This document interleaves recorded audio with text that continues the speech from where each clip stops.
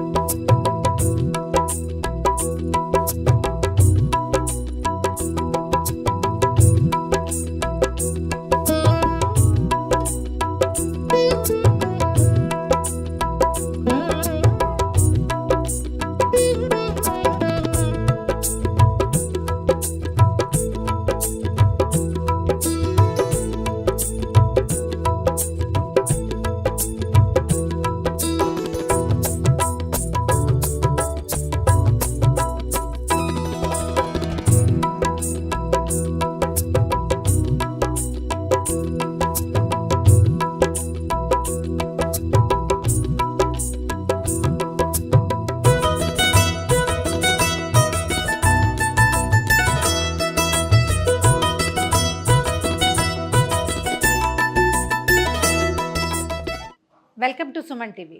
ప్రేక్షకులందరికీ ఉగాది శుభాకాంక్షలు. ఉగాది పండుగ రోజు పొద్దున్నే తలంట్లు పోసుకోవటము, పిల్లలకి తలంట్లు వేయటము, ఇల్లు వాకిళ్ళు అని అలంకరించుకోవటము, మామిడి మండలు వేప మండలు కట్టుకోవటం బోళ్ళంత పని ఉంటుంది. ఉగాది పచ్చడి కూడా టైం టేకింగ్ కదా. అయితే కొంచెం సింపుల్గా చకచక ప్రసాదాలు, నైవేద్యాలు, తర్వాత మన భోజనానికి సరిపడా పదార్థాలు చేసుకోవటం. ఒక 4 ఐటమ్స్, 3 రైస్ ఐటమ్స్, ఒక ఫ్రై ఐటమ్. బాగున్నాయి కదా పదార్థాలు. చూడండి, ఒకేసారి అన్నం వండేసేస్తాం. ఈ అన్నంతో కొంత పాయసము, కొంత పులిహోర, కొంత దద్దోజనం, ఒక రైస్ పాటుతో అయిపోతుంది కదా. ఇదొకటి. తర్వాత పప్పుల్ని నానబెట్టుకుని వడల్లాగా వేసుకోవటం. మొదట ఏ పప్పులతోటి మనం వడ వేయదలుచుకున్నామో వాటిని స్నానం చేయగానే నానబెట్టేసేయండి. మనం మిగిలిన పనులు చేసి అన్నం వండి పాయసాలు అవి చేసేసరికల్లా పప్పులు నానిపోతాయి. సో మొదట ఏం చేద్దామంటే 3 పప్పులతోటి వడ చేసుకుందాం. ఎలాగా? 3 కాదండి, 4 పప్పులతోటి. ఈ కొలత సరిపోతుంది. ఒక 1/2 కప్పు కందిపప్పు, 1/2 కప్పు మినపప్పు, ఒక 1/2 కప్పు, 2-3 గింజలు అటు ఇటు పడినా పర్వాలేదు, శనగపప్పు. ఈ 3 పప్పుల్ని నీళ్ళు పోసి కడిగేసేయటం, నానబెట్టేయటం. తర్వాత ఒక 1/2 కప్ కంటే తక్కువగా మన పెసరపప్పు. ఈ పప్పును ఏం చేద్దామంటే వీటిలో పోయిటలా విడిగా వేరే ఒక చిన్న బౌల్లో పోసి పెడదాం.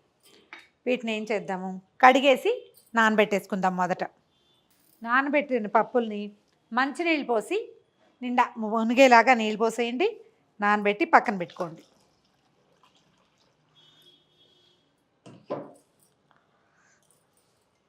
ఒకటి పెసరపప్పు, 3 పప్పులు అంటే మొత్తం 4 పప్పుల్ని పెసరపప్పు మాత్రం విడిగా పెట్టాం, నానబెట్టి పక్కన పెట్టండి. తర్వాత పాయసం కోసం ఓ 10 లేదా 12 బాదం పప్పులు తీసుకోండి. వీటిలల్లో కూడా పొద్దున్నే ఫస్ట్ సెట్లోనే నీళ్ళు పోసి నానబెట్టేసేయండి. ఓకే. ఇప్పుడు ఏం చేద్దామంటే 2 గ్లాసుల బియ్యాన్ని కడిగేసాను, 2 పెద్ద గ్లాసులు రైస్. మన ఇంట్లో ఉన్న అవసరాన్ని బట్టి సుమారుగా ఒక భార్య భర్త 2 చిన్నపిల్లలు ఉంటే ఇది సరిపోతుంది. పాయసం, పులిహోర, దద్దోజనం 3టికి కూడా కొంచెం విడిగా అన్నం వండుకొని పప్పు కూర ఎలాగూ చేసుకుంటాం కదా, నైవేద్యాలకు పనిచేస్తుంది, ప్రసాదాలకు సరిపోతుంది అనమాట. 2 గ్లాసులు పెట్టాను, కడిగేసాము. తర్వాత ఇందులో నీళ్ళు పోసి మామూలుగా మనం పులిహోరకి ఏం చేస్తాము, కొంచెం పసుపు నూనె వేసి వండుకునే విధానం ఇది వరకు చూసాం. ఇప్పుడు మనం అట్లా చేయం, ఒట్టిగా అన్నం వండేస్తామన్నమాట. కుక్కర్ పెట్టేస్తే సరిపోతుంది. 1కి 2 గ్లాసులు నీళ్ళు పోసేద్దాము. పోసేయటము, చక్కగా బియ్యం ఒకసారి అటు ఇటు కలిపేసి మూత పెట్టేసేద్దాం. 2 విజిల్స్ రానిస్తే 2 విజిల్స్ తర్వాత స్టవ్ ఆపేసేయండి. తర్వాత నీ కుక్కర్ చల్లారాక పులిహారలోకి అన్నాన్ని మొదట విడిగా తీసుకుని పళ్ళెంలోకి ఆరబెట్టుకోవాలి.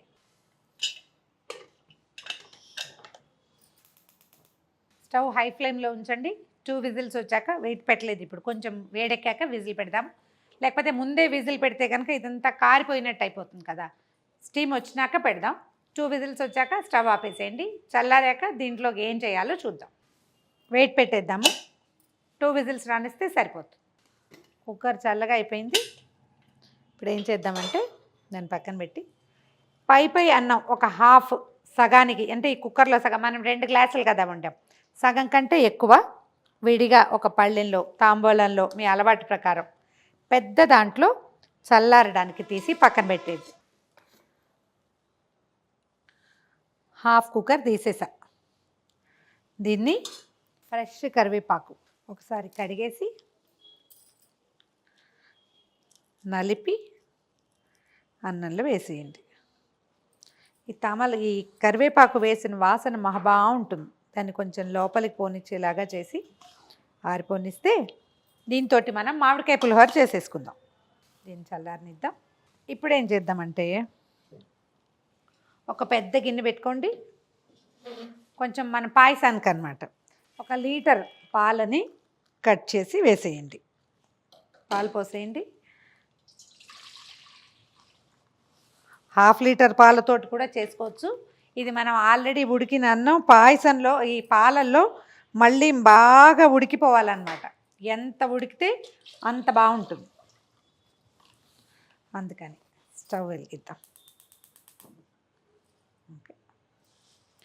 దీంట్లోకి మన అన్నంలోంచి పచ్చిపాలల్లో వేయచ్చు, ఏం పర్వాలేదు. మన ప్యాకెట్ పాలే కదా, అవి ఎలాగో ప్యాస్చరైజ్డ్ మిల్కే, ఆల్రెడీ కాగినవే.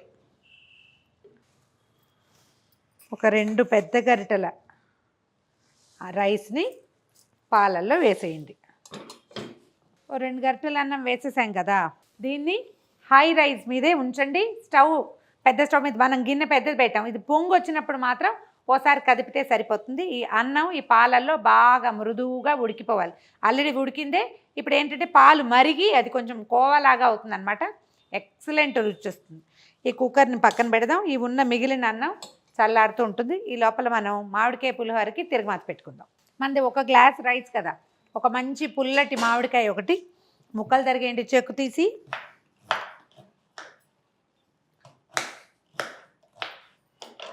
యాక్చువల్గా ఈ మామిడికాయ నేను కోరి పులిహోర చేసే అలవాటు ఉంది నాకు.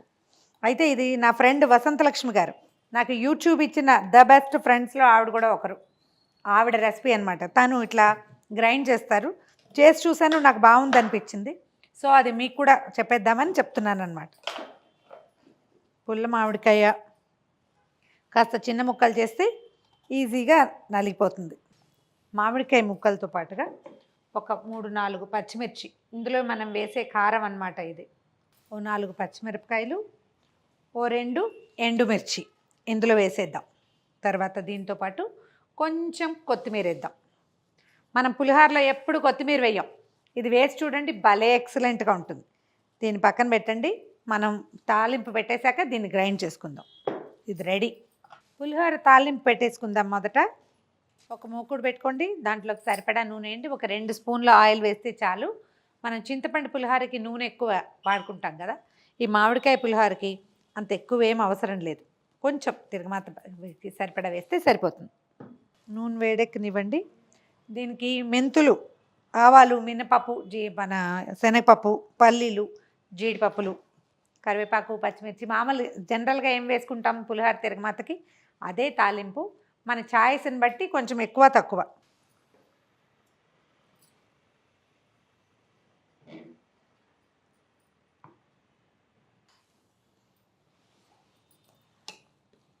పాలు చూడండి చిక్కబడిపోయినాయి. అన్నం చక్కగా అంటే బాగా ఉడికినట్టుగా కనపడుతుంది. పాలు ఎంత చిక్కగా అయితే ఈ పాయసం అంత బాగుంటుంది. జనరల్గా మనం బెల్లంతో చేసుకుంటాం కదా, దీన్ని ఇవాళ పంచదారతోటి చేద్దాం.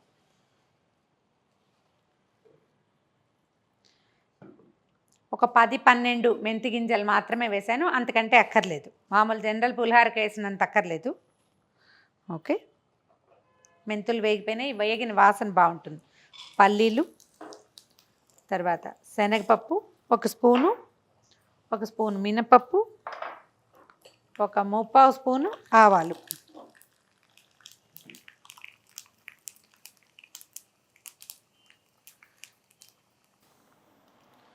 మనం ఆల్రెడీ మిర్చి అందులో వేసి గ్రైండ్ చేసాం కదా, ఇది ఊరికే అలంకరణార్థం మాత్రమే 2 పచ్చిమిరపకాయలు తీస్తున్నాను అంతే.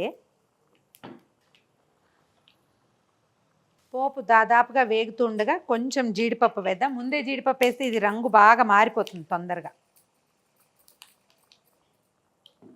ఓకే, 2 ఎండుమిర్చి, 2 పచ్చిమిరపకాయలు, ఒక చిటికెడు ఇంగువ. మీకు ఇంగువ అలవాటు లేకపోతే వాడిపోకండి, కానీ పులిహోరలోకి ఇంగువ లేకపోతే అందం రాదు, అంటే ఆ వాసనకి అందం రాదనమాట. కరివేపాకు వేద్దాం కొంచెము. తర్వాత మనం అన్నంలో పసుపు వేసుకోలేదు కదా, అది ఇప్పుడు నూనెలో వేస్తే పర్ఫెక్ట్గా రంగు అంటుతుంది, అన్నానికి సరిపోతుంది అన్నమాట.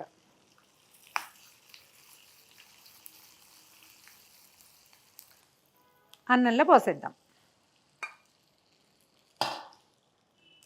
ఈ తాలింపును కూడా ఒకసారి గ్రైండ్ చేసుకోవచ్చు కొద్దిగా, అట్లా మన అలవాటుని బట్టి వేస్తే ఏంటంటే కొంచెం బాగా కటకట్లాడుతూ వస్తుందన్నమాట. అన్నంలో వేసేసాం కదా, ఇప్పుడు ఏం చేద్దామంటే ఇందాక పచ్చిమామిడికాయ, పచ్చిమిర్చి, ఎండుమిర్చి గ్రైండ్ చేసి పెట్టాం కదా, ఇదిగోండి ముద్ద చూడండి ఎంత చక్కగా ఉందో, బ్యూటిఫుల్గా ఉంది. ఇప్పుడు ఏం చేద్దామంటే దీంట్లో ఉప్పు వేసి కలిపేసేద్దాం. మనకి అన్నానికి సరిపడా ఉప్పు ఇందులోనే వేసేసుకోవాలి. ఒకసారి మళ్ళీ తిప్పితే ఇది కలిసిపోతుంది పూర్తిగా. ఇప్పుడు ఈ ముద్దని ఇందులో కలిపేద్దాం. ఇదేంటంటే ఆటే శుద్ధగా కాకుండా కొంచెం కసగా చేస్తే బాగుంటుంది. మన మిక్సీ జార్ స్పీడ్ ఎక్కువ అనుకోండి, రాయమని తిరిగేస్తుంది.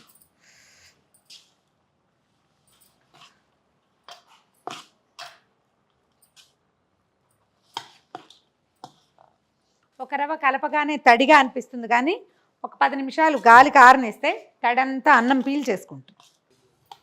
చూడ్డానికి ఎంత బాగుందో చూడండి. దీంట్లో ఒక చిన్న ఫైనల్ టచ్అప్ ఒకటి చేస్తాం. మనం పోసిన పాలన్నీ ఎగిరిపోయినాయి చూడండి. ఇవాళ కొంచెం క్లమ్జీగానే ఉంటుంది, 3 ఐటమ్స్ ఎట్ ఏ టైం చేస్తున్నాం కాబట్టి. ఇది 1 కప్పు రైస్ వేసినట్టు కదా మనం, అంటే దాదాపుగా 1/2 గ్లాస్ పైన వేసాం. 1 గ్లాసు పంచదార వేసేస్తాను ఇందులో. ఈసారి మనం బెల్లంతో చేయట్లేదని చెప్పే కదా.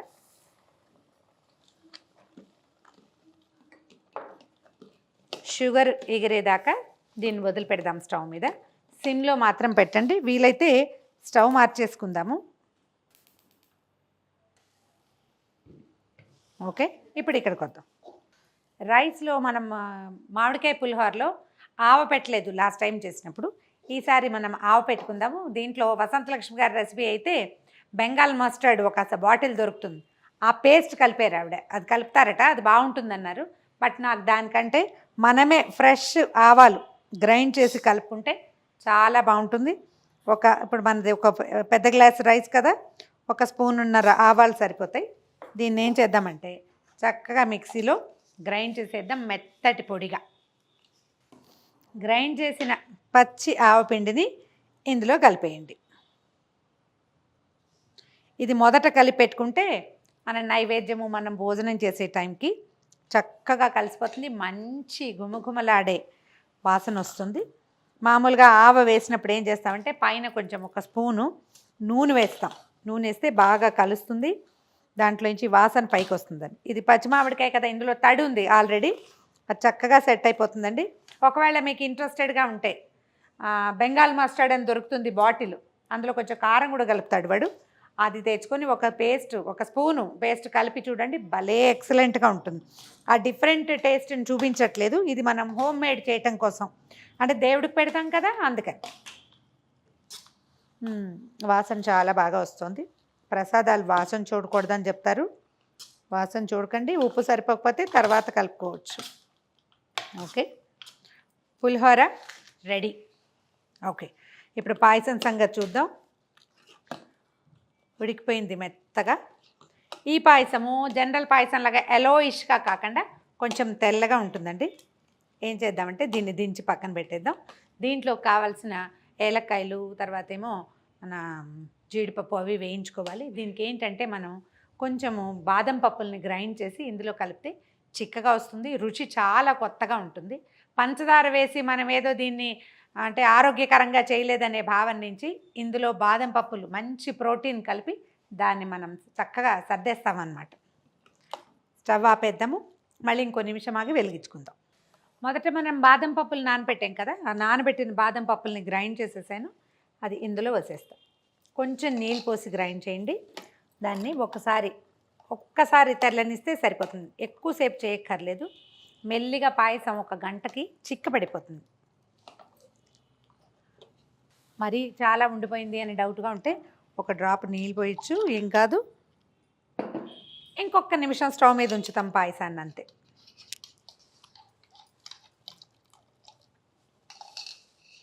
ఇందులో కొబ్బరి కూడా వేసుకోవచ్చండి, మనది చాయిస్.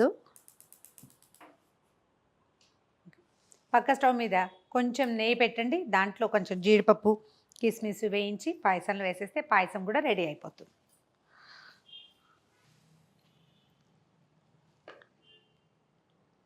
జీడిపప్పులు వేసేద్దాం కాసిని. తర్వాత కాసిని కిస్మిస్లు కూడా.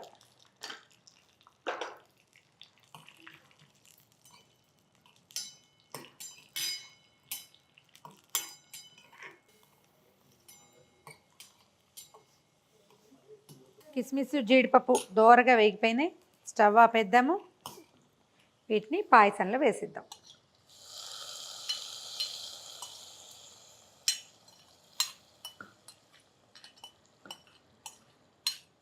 ఓకే,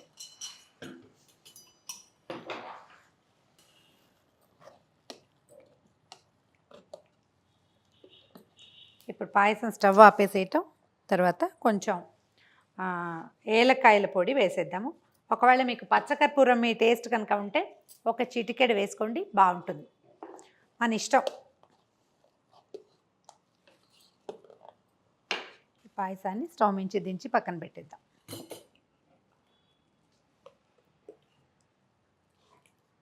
ఓకే, పాయసం పులిహోర చేసేసామా? దద్దోజనం చేద్దాం.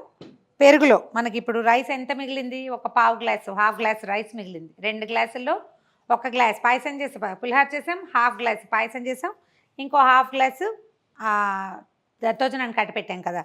చూడండి, 1/2 లీటర్ పెరుగు అయితే ఈ అన్నానికి చాలా బాగుంటుంది. 1 లీటర్ పెరుగులో సరిపడా సాల్ట్ వేయండి, పక్కన పెట్టండి దీన్ని. ఇప్పుడు ఏం చేద్దామంటే మూకుడులో కొంచెం నెయ్యి కానీ నూనె కానీ వేసుకోండి, మీ అలవాటుని బట్టి. నెయ్యి వేసుకుంటే చాలా బాగుంటుంది, నూనె వేసుకున్నా కూడా బాగానే ఉంటుంది, మన ఇష్టం. నూనె కొంచెం వేడెక్కనివ్వండి. జస్ట్ తాలింపు వేసుకోవటమే.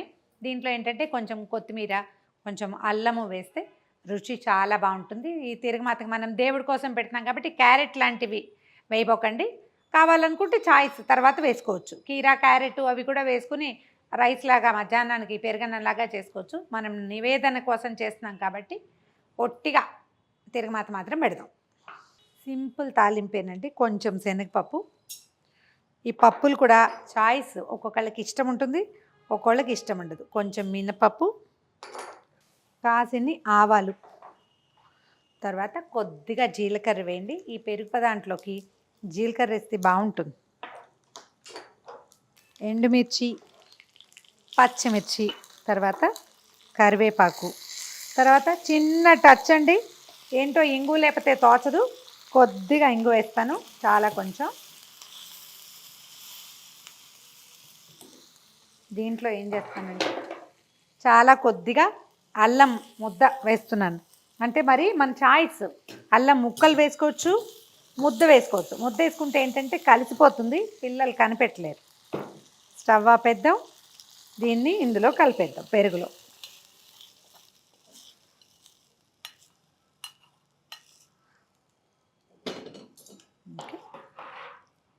తాలింపుని పెరుగులో చక్కగా కలిపేసి,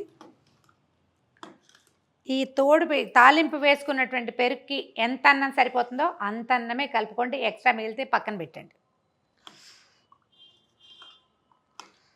కొంచెం కొత్తిమీర వేసుకుందాము. అన్నం కలిపేసేద్దాము.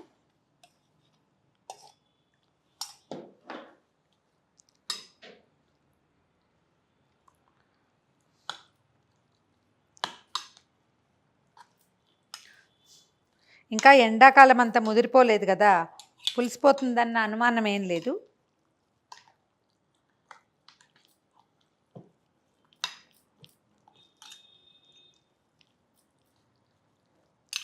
చక్కగా కలిపేయండి.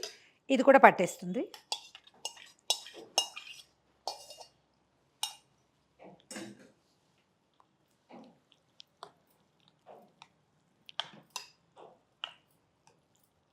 దద్దోజనం కూడా రెడీ అయిపోయింది. దీని తర్వాత మనం ఏం చేసాం, 3 రకాల పప్పులు కలిపి పెసరపప్పు విడిగా నానబెట్టాం కదా, వీటిని గ్రైండ్ చేసి వడలు చేసేసుకుందాం. 4వ పదార్థం కూడా తయారైపోతుంది. పప్పులు మూడింటిని శుభ్రంగా కడిగేసి నీరంతా వంచేసి మిక్సీలో వేయండి. దీనికి ఏం చేద్దామంటే 1 స్పూను జీలకర్ర, తర్వాత ఒక 2 ఇంచీల అల్లము, తర్వాత ఒక అర డజను పచ్చిమిర్చి వేసేసి సరిపడా ఉప్పేసి గ్రైండ్ చేసేద్దాం. గట్టిగా చేయండి, వడపిండిలాగా. అంటే మిక్సీలో వేస్తే సరిపోతుంది. కొంచెం బరకగా కూడా ఉంచక్కర్లా. మనం పెసరపప్పు విడిగా నానబెట్టాం కదా, ఈ పప్పుని పిండిలో కలిపి వేసుకుంటాం. అప్పుడు ఇవి బాగా వేగి క్రిస్ప్గా అవుతాయి అన్నమాట. పెసరపప్పుని విడిగా పెట్టుకుంటే చాలా బాగుంటుంది. గ్రైండ్ చేసేద్దాం. స్టవ్ మీద నూనె పెట్టుకుందాము. తర్వాత ఇదిగో గ్రైండ్ చేసిన పప్పుని కొత్తిమీర వేసాను చూడండి. ఇంక ఇందులో మనం ఉల్లిపాయలు వేసుకోం, పండగ రోజు కదా. చాయ్స్ అయితే వేసుకోవచ్చు, కానీ ఈ పండగ రోజు వేయం కాబట్టి ఉల్లిపాయలు వేయటం లేదు. పుదీనా వేసుకోవచ్చు, వాసన బాగుంటుంది. లేదా ప్లెంటీ ఆఫ్ కొత్తిమీర వేసుకోవచ్చు, మన చాయిస్. ఒకసారి మొత్తం కలిపేయండి. దీన్ని ఏంటంటే కొంచెం తడి చేయి చేసుకుని బాగా కదిపితే ఇందులో మనం మినపప్పు వేసాం కదా, అది చక్కగా బాగా అంటే ఫులాయించి వస్తుంది అనమాట. ఎక్కువ ఫ్లఫీగా అవుతుంది. దీంట్లో ఏం చేద్దామంటే మనం నానబెట్టి ఉంచుకున్నాం కదా పెసరపప్పు, అది కలిపేస్తాను. మంచి క్రిస్ప్గా వస్తాయి అప్పుడు. మీరు ఎప్పుడు కూడా ఈ వడపిండిని ఎలా గ్రైండ్ చేసామో అట్లా తట్టి వేయకుండా, దాన్ని పప్పుల పిండి అయితే కనుక దీన్ని ఎంత కదిపితే అంత బాగా చక్కగా ఉబ్బుతాయి అన్నమాట. గాలి చేరుతుంది కదా పప్పు పిండి లోపల. అట్లా స్టవ్ హైలోనే ఉంది. మొదట మనం గ్రైండ్ చేయం కానీ ఇది శుద్ధలా ఉందా. ఇప్పుడు చూడండి, మనం 10 సార్లు కదిపేసరికల్లా పిండి ఎట్లా తేలిగ్గా బులబులాగ్గా అవుతుంది అనమాట. ఇది మనకి చక్కగా పొంగుతాయి. నూనె కాగిపోయింది. ఒక్కసారి చేయి తడి చేసుకుని వీటిని వడల్లాగా తట్టి వేసేద్దాం. గారెలాగా వేయక్కర్లేదు, మామూలు మనం మసాలా వడ వేసుకుంటాం కదా అట్లా. నేను చేత్తో వేసే అలవాటు వేసేసిన, లేకపోతే చిన్న ప్లాస్టిక్ పేపర్ మీద, పాల కవర్ మీద కానీ, ఆయిల్ కవర్ మీద కానీ ఇలా చిన్న ఉండ చేయటం, తట్టి వేసేసేయటం. చేత్తో వేయటం నేర్చుకోండి, ఈజీగా ఉంటుంది. వస్తువు కోసం వెతుక్కోవాల్సిన పని కూడా లేదు. ఈ స్టవ్ చిన్నదంటే చిన్న బర్నర్ కదా, హైలో ఉంచవచ్చు. ఒకవేళ మనం పెద్ద బర్నర్ మీద పెడితే కనుక ఒక మీడియం టు హై మధ్యలో మాత్రం పెట్టుకోవాలి. వేసేద్దామన్నీ, మూకుడు పట్టినన్ని వేసేసేయచ్చు.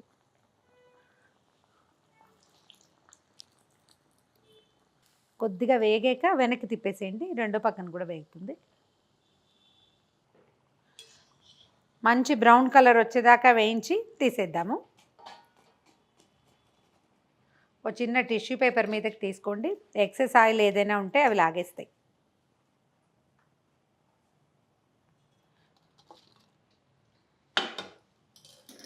మళ్ళీ ఒకసారి తడిచే చేసుకోవటం. ఈ పిండిని మళ్ళీ ఒకసారి కదపండి. మొత్తం కలిపితే ఏమవుతుందంటే మళ్ళీ చతికిలు పడ్డట్టు అవుతుంది కదా, అది సెటిల్ అవుతుంది అన్నమాట.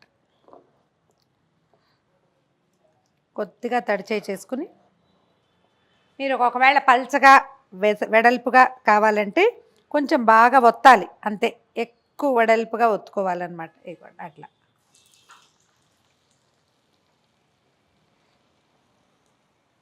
ఆఖరి సెట్ వీటిని తీసేద్దాము వడల్ని. ఇంకా డార్క్గా బ్రౌన్గా కావాలన్నా కూడా వేయించుకోవచ్చు. కొంచెం గలగల శబ్దం వస్తుంది.